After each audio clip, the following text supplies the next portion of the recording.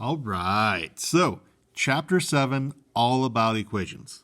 So, we're going to start off here going back to the last one. Well, we have the percent equation. Well, percent proportion, not equation.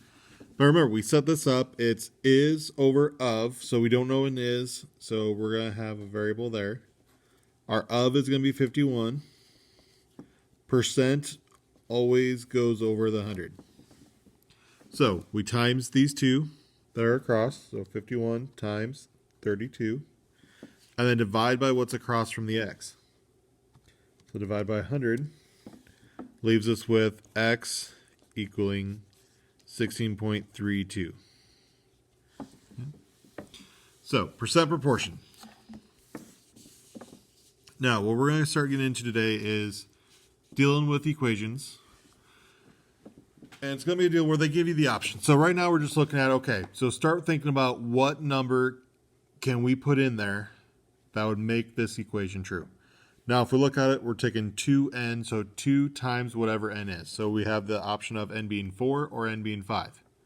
So if we put 4 in there, 2 times 4 would give us 8. So hey, that works. That's our solution. Now, if we would have put the other one in first, 2 times 5 is 10. 10 doesn't equal 8, so that one wouldn't work.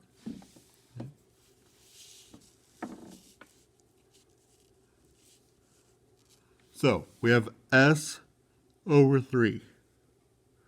So what that means is s, whatever s is, if we divide it by 3, it has to equal the other side. Well, if we put 0 in there, 0 over 3, 0 divided by 3 is still 0. Hey, that works. If we had put the 3 in, 3 divided by 3 is 1. 1 does not equal 0. That's why that solution does not work. So, a little more going on here. So we're still going to do the same thing. So if we put negative 7 in for D, so negative 7 times negative 5 would be a positive 35. And 35 minus 9 leaves us with 26. Reason why the other one does not work, negative times a positive is still negative, which makes it more negative, and so we're never going to have a negative there. Negative 5 times 8 would be negative 40, minus 9 would be negative 49. That doesn't work. Now, on this one here, if they both have the same variable, you can add and subtract them. So if I have 6 q's and I take 2 q's away, my 24 is going to equal the 4 q's that are left. So negative 4 times 4 would be negative 16, doesn't match 24. If we put 6 in there, 6 times 4 is 24, so q equals 6 is going to be the right answer there.